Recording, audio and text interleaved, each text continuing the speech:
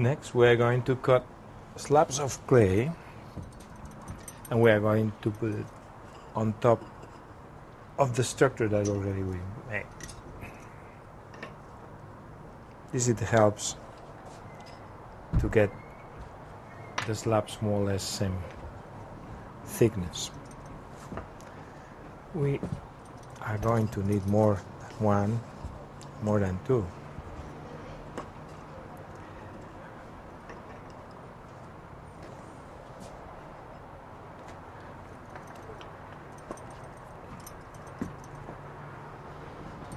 One of the tricks that I want to always, I repeat it, but it's never enough, is work on the drop cloth or jute or sack or something, because it absorbs the moisture of the clay and avoid that being stuck there, and then problems of cleaning, and this really great stuff.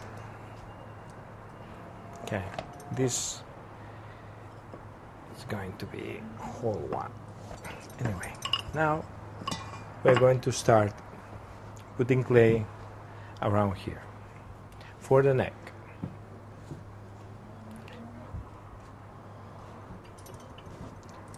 We're going to roll this,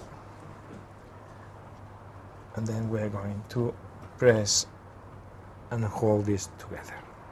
Okay, we're going to make a hollow head in order to fast the drying, and also if you want to fire in the kiln, you can do that.